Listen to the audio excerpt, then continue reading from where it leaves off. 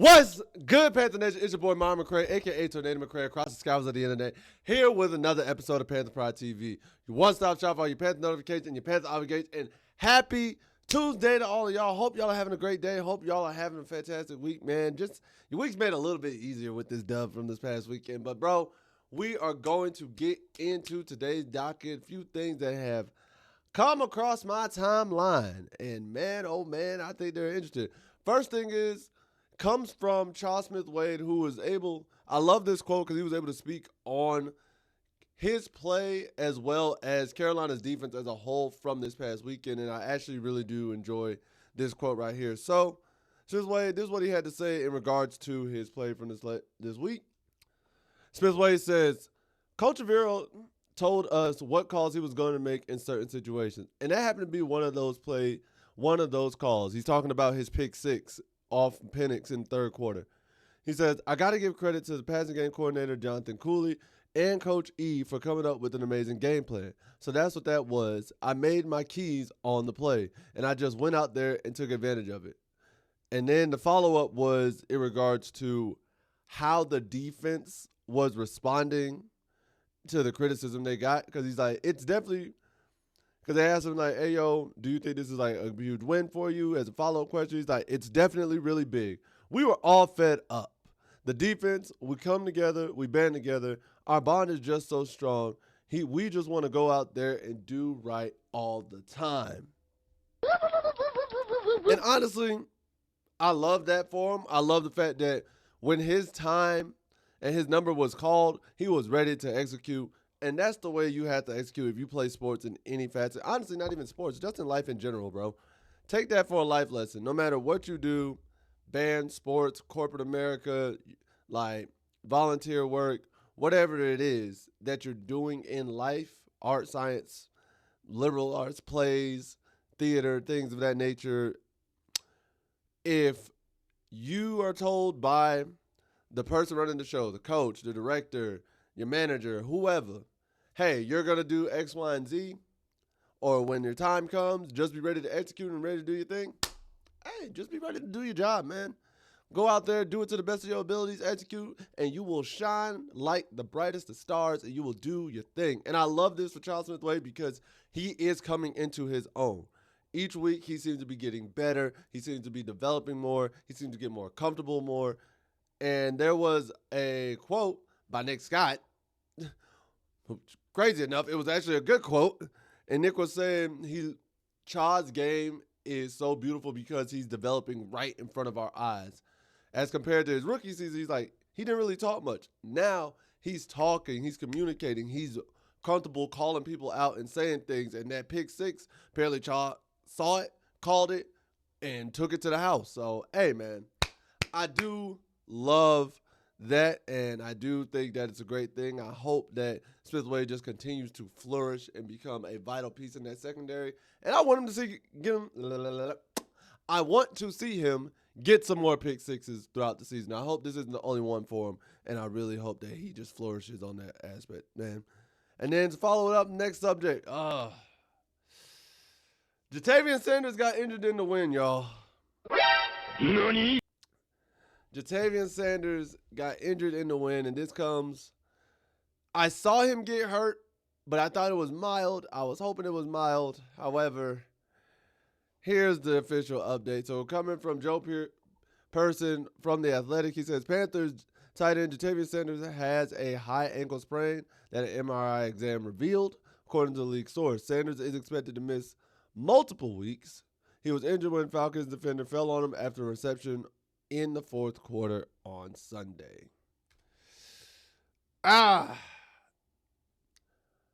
I'm sad, but I'll be honest. I would be more hurt if Tommy Tremble wasn't ready, if James Mitchell wasn't ready, and if Mitchell Evans weren't ready.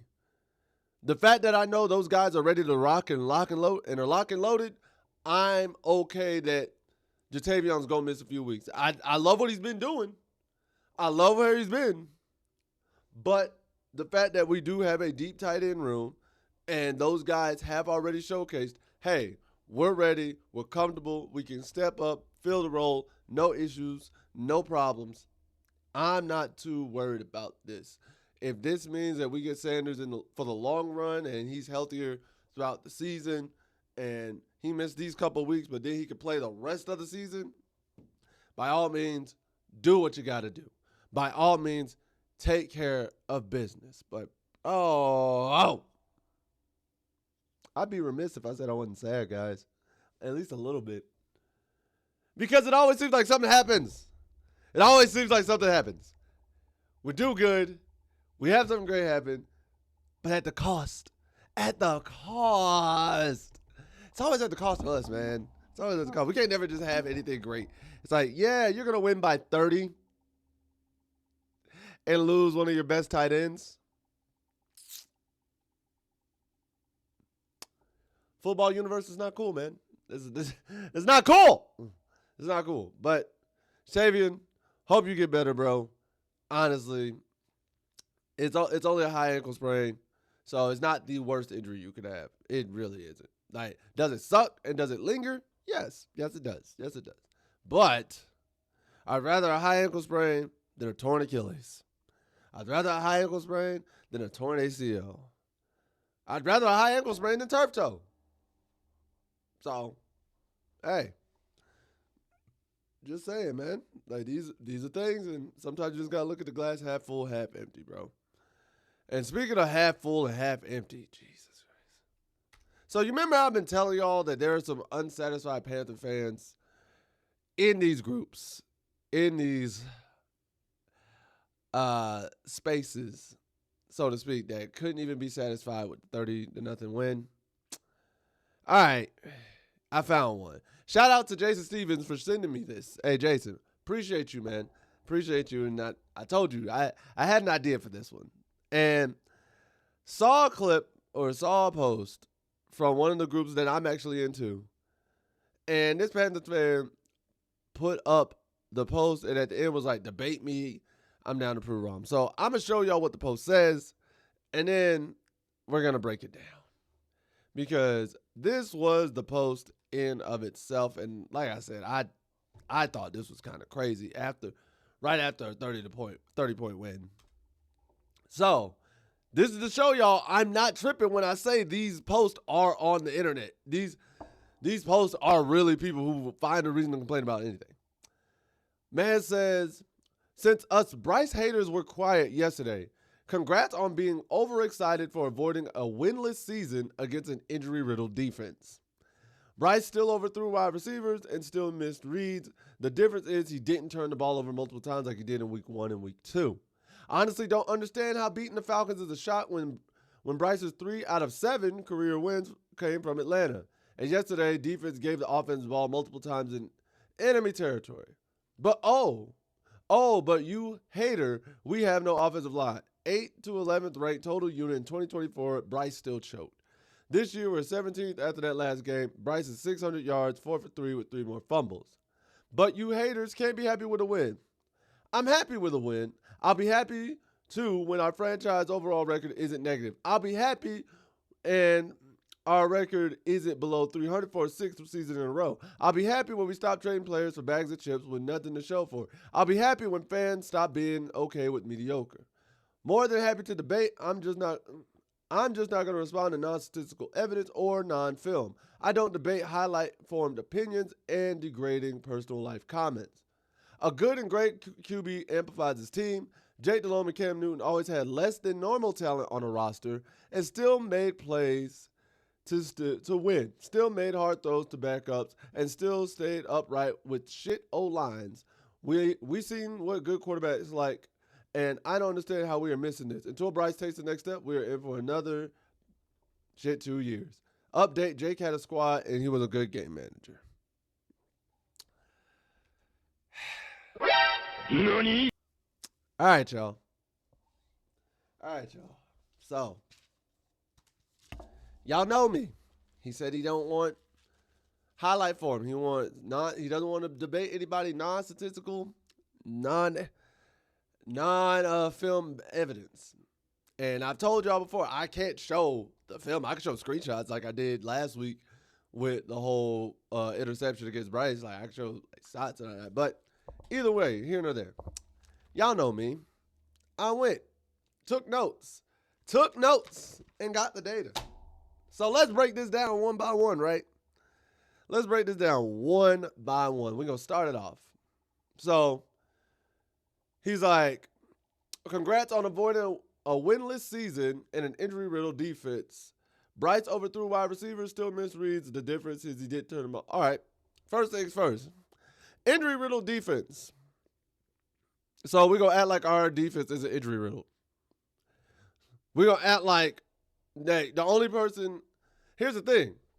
The only person they were missing that they haven't had since week 1 was A.J. Terrell. Granted, A.J. Terrell is a big part of it, but A.J. Terrell was their only scratch out of that game.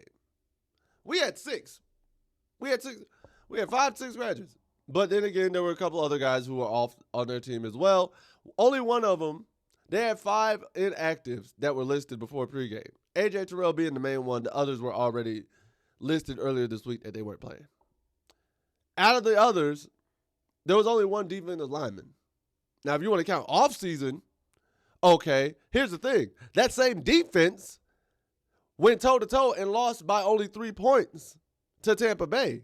That same defense went and blew out the New York Jets last week. That same defense is a defense that couldn't stop us. But go off, right? You want to say injury-riddled defense? All right, cool.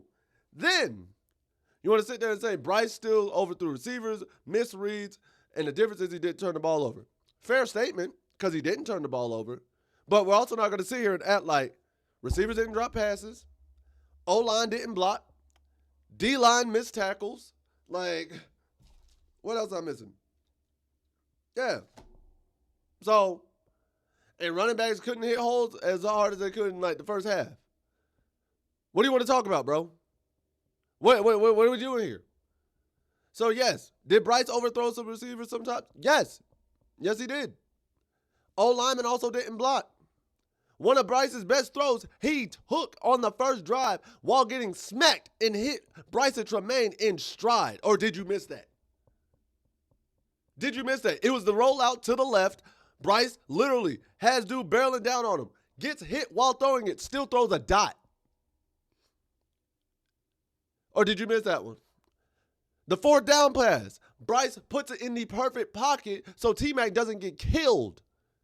But also the perfect pocket because if he overthrows it, that's an easy pick. And if he underthrows it, it's an easy pick because they were in a cover 2. What you want to sit there and say he misreads? Yes, Bryce. Okay. All right, bro. So next, let's go into the next part he says. I don't understand how beating the Falcons is shot when this Bryce's 3 out of 7 career wins came from Atlanta. And yesterday, the defense gave offense the ball multiple times in enemy territory or advantage field position. So, we're mad that the offense executed and put points on the board when the defense gave them great field position. That's what we're mad about. That's what we're angry about. We're giving short field and we score and we put points on the board. That's what we're mad about. That's what you're complaining about.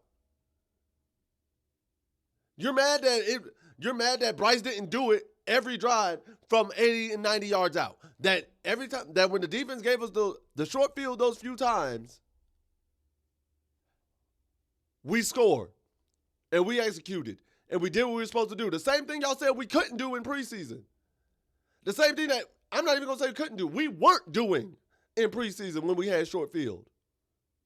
The same thing we weren't doing in preseason. The same thing we weren't doing in week 1. The same thing we didn't do in week 2. The same thing we haven't been doing for the last 5 years with any of our quarterbacks. P.J. Walker, Baker, Sam, Andy. It does not matter. The last few years, even when we've been given short field position, we have not executed and scored all the time. So that's not just a Bryce issue. Let's go, bro. Like, what are we talking about? Number 3. Okay.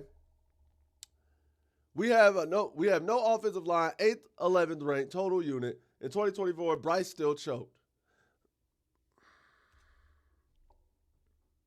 Bryce still choked. Bryce still choked. Okay. All right. Let's go with that. Bryce still choked in 2024. All right. For context, just so we all remember, in those first 2 games of 2024, Bryce was also sacked 6 times in 2 games. So we ain't going to act like the O-line didn't do anything. But then when he came back, 15-6 touchdown ratio, 6 games with 200 passing yards or more, 9 games with over 170 passing yards, when before that, we could barely get him to 100. Then you want to sit there and say, all right, you want to say, this year the 17th, and after the last game, Bryce is 600 yards, 4 for 3 on fumbles, and with 3 more fumbles. Crazy enough, he does have 600 passing yards, 605. He does have 4 touchdowns, 3 interceptions. You want to know what's crazy? This is Bryce's best career start. And that you can take that as good or bad. But 2023, he was in the negative. Actually, no. 2024, after the first 3 starts, he was tied. He was 500. 2 touchdowns, 2 interceptions. 2024, 0 touchdowns, 2 interceptions. Now he has 4 touchdowns, 3 interceptions. And the first time he's in a positive touchdown ratio after the first 3 games. Now, passing yards. Right now, he's ahead of Nix, Ward, Stroud, Tua, and Rodgers in passing yards. Passing touchdowns. Right now, he's ahead of Mahomes, Prescott, Stroud, Penix, Jones in passing TDs. So what's the complaint now? What is the complaint now, bro? He's heading in the right direction because he's in the positive. This is the best start of his career. He's in the positive. So what's the complaint now? Because it's 4-3? I'm sorry, it's not quick enough for you. Y'all see what I'm saying, bro? This is. We're gonna keep going. So then he says, "But you haters can't be happy with a win. I'll be happy with a win. I'll be happy too when our franchise record overall isn't in the negative. I'll be happy when our record isn't below 300 for the 6th season in a row. And I'll be happy when we stop trading players for bags of chips for nothing to show for it. And I'll be happy when the franchise stops being okay with mediocre." All right. There was one stat in here that you were completely wrong. And actually, it goes into your Jake Delhomme and Cam Newton comments too. But let's go with this. Let's start with the 300. That's the one that took me out. You said that we will be below 300 for the 6th season in a row, dog. You said we were going to be below 100 for the 6th season in a row? Nani? You do realize a quick Google search would have proved you were wrong there, but you want to talk about non-statistical evidence. You want to talk about stats and numbers. Okay, I did it for you. Here you go. There it is. Here you go. Over the last 6 seasons, 2019 and 2021, 2019 and 2020, 5 and 11 years. That's a 313 win percentage. That's over 300. 2021, 2022, 7 and 10. That's a 412 winning percentage. That's over 300. 23, yeah, we went 2 and 14. That's under 300. And 24, we went 5 and 12. That's 294, just under 300. So you're wrong there. So you need to be happy, according to your statement, because we haven't done that for the 6th season in a row. Then you want to talk about your statement. You said Cam Newton, and let me make sure. Then when you follow it up, you said a good and great quarterback amplifies his team. Jake Delhomme and Cam Newton always had less than normal talent on the roster, but still made plays, still made hard throws to backups, and still stayed upright with O-lines, with bad O-lines. And we look at QBs. We see what good QBs understand. I don't know how we're messing this, but until Bryce takes that next step, we're in for another long 2 years. All right, bro. I want you to understand something about Cam Newton, and they always had better teams. Cam Newton and Jake Delhomme have always had better teams around them.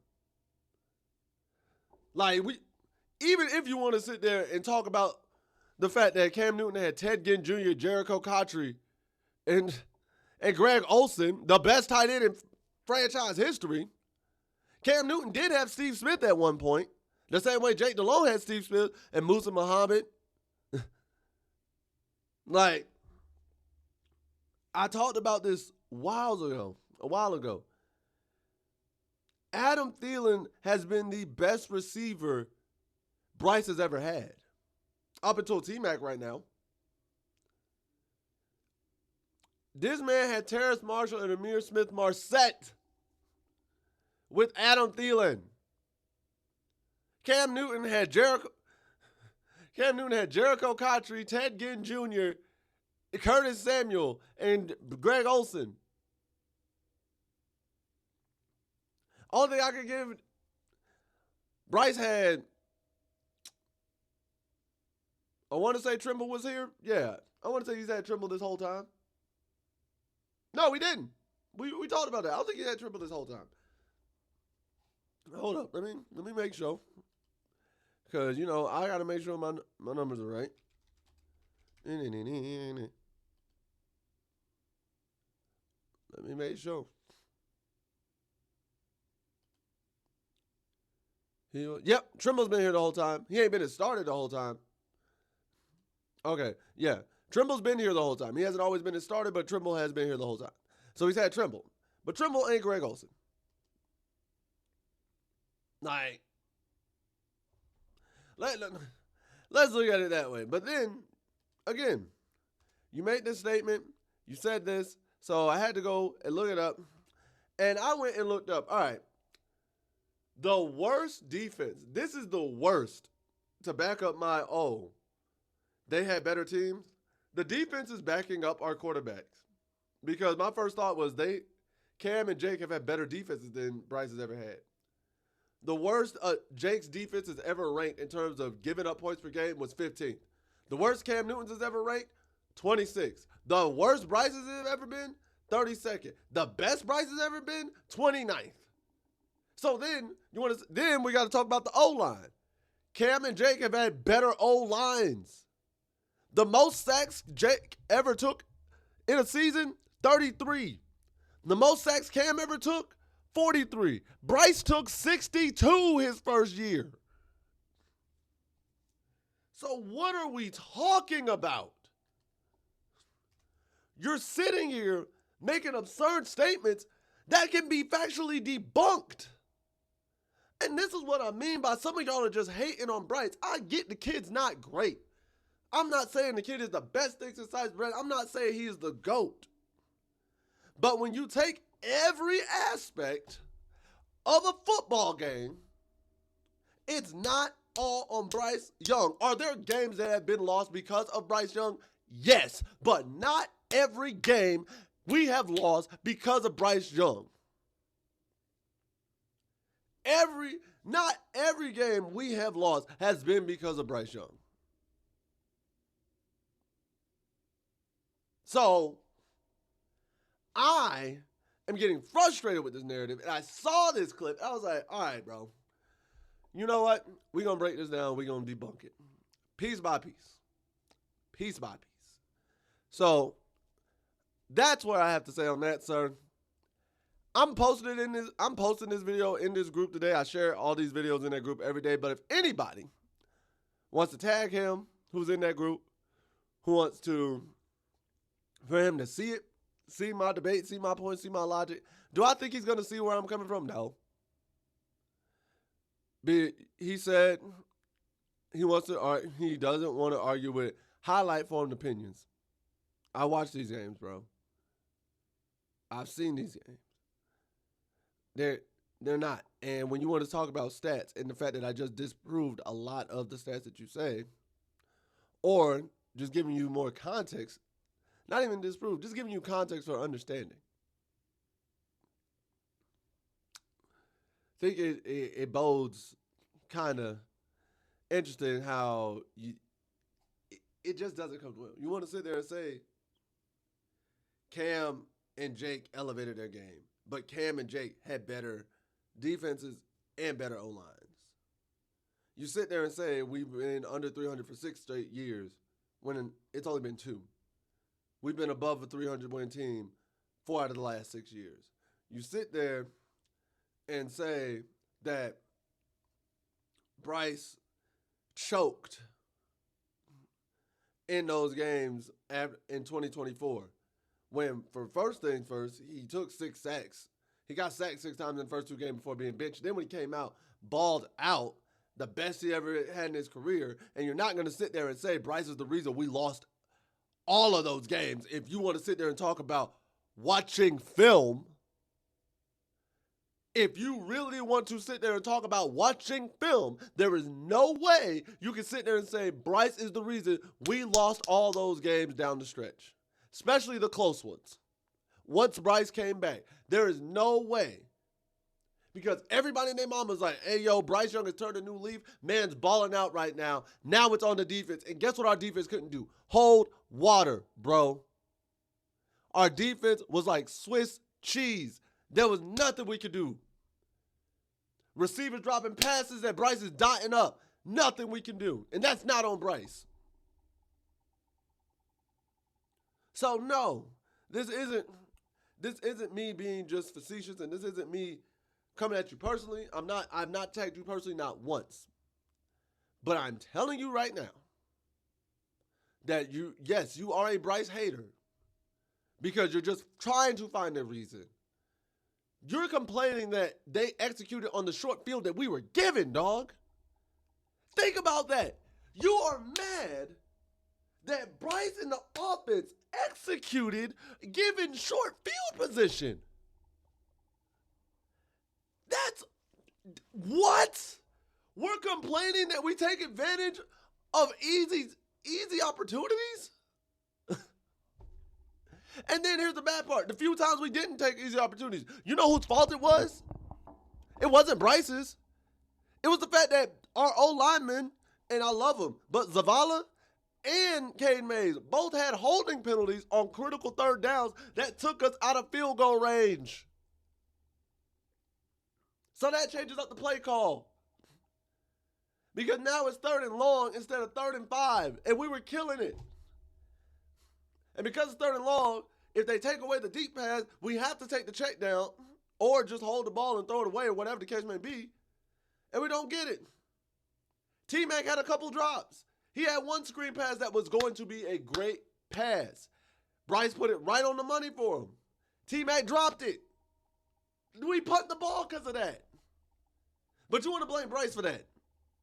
Yeah, I remember the film. I watched it. So, no.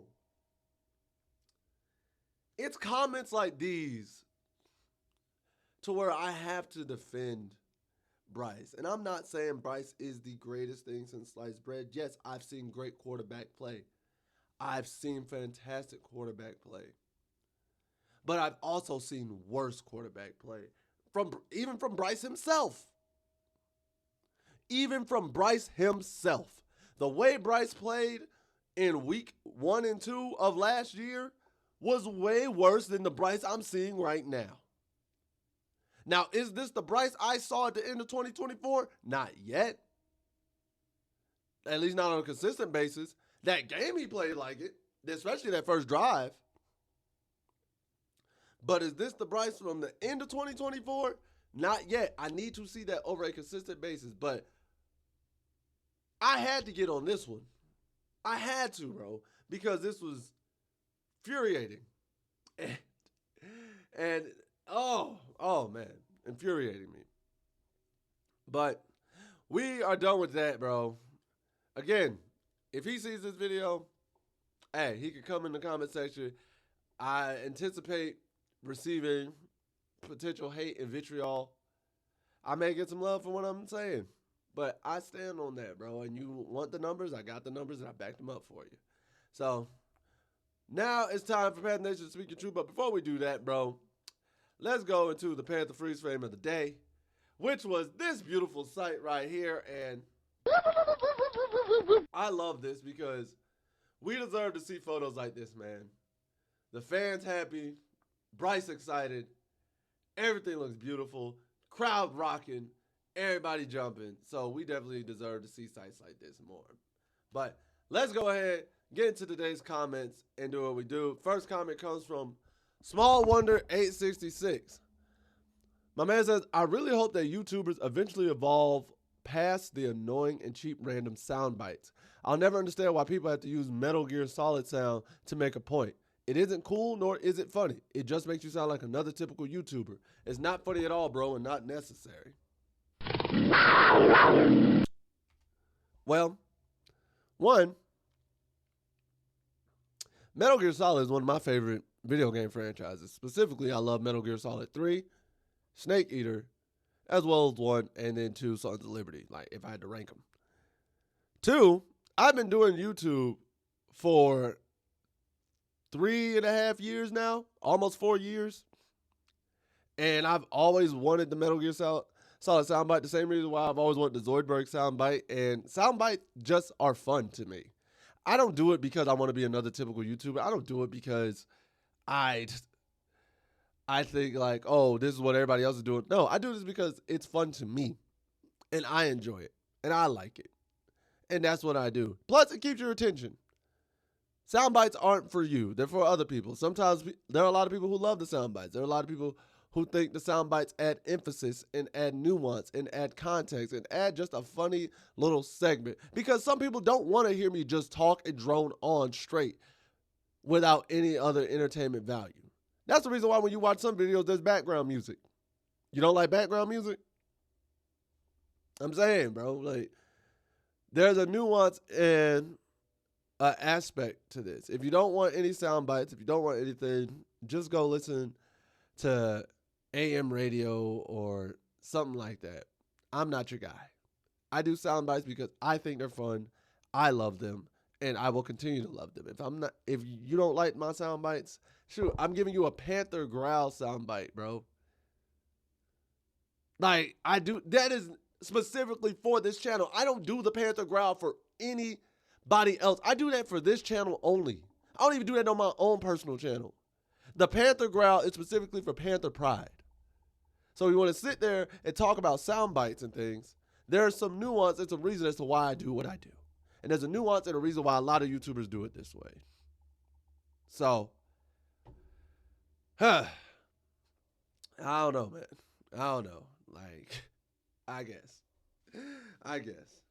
Next, comment comes from Aviation 7531. My man says 341. I think Bryson Tremaine has been in the league for a year or two already, so not really a rookie, technically, but bro has been balling thus far. And I think you may be right. Hold up.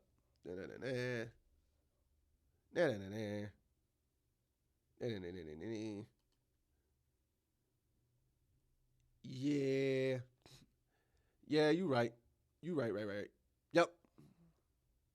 You are right, senor.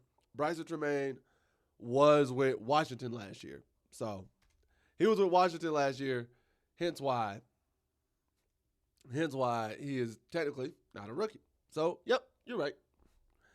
Good call. And then lastly, comes from Jared Little 2608. Says, there's a reason we drafted Horn Jr., but during a recent press conference, when someone asked why he isn't seeing the field, Canales said, we just have to figure out how and where he fits into what we were trying to do. What the you mean? Did you draft him? What? Then why did you draft him if you didn't know how you were going to use him? I mean, Jared, that is a valid point. I didn't see it. Please, hey, if you got like the link to that press conference, like show me that one. Because that is a valid point. I have not seen that. Why? Wait a minute. Canals, you don't know why. Oh, that's not good. That's not good. If you don't know why you drafted Jimmy Horn or how you can fit him, that's not good. But, guys, that's all I have for today's video. A little bit longer, but I hope y'all enjoyed it. If you enjoyed this video, please make sure to like, share, subscribe, and hit that notification bell at the bottom so you always know when these videos are dropping next. Comment below and let me know, what are your thoughts on Charles Smith-Wade's play so far this season? Do you think he's just going to continue to grow and develop? How do you feel about our tight end room with Jatavian Sanders going down with an injury for a few weeks? Do you think we'll be good, or do you think there'll be a significant difference considering, one, Trimble's still easing back from injury, and Mitchell Evans as well as James Mitchell are still relatively young and fresh to the NFL scene. And then 3, comment below any of the issues y'all had with Bro's comments and his points or with mine. Because I know not all of y'all agree with me. Not all of y'all think the way I think, and that's okay. Just keep it respectful, and that's all I ask. No, don't be disrespectful to nobody. You ain't got to turn it into personal. But if y'all disagree with me and things like that, hey, it's cool. If y'all disagree with him, let it be known. But leave everything in the comment section below, because at the end of the day, what do I know? I'm just a skinny brother with 2 tats. Peace. Much love to all you Panther Nation. Take care. Later days. And as always, keep pounding. I'll see you next time.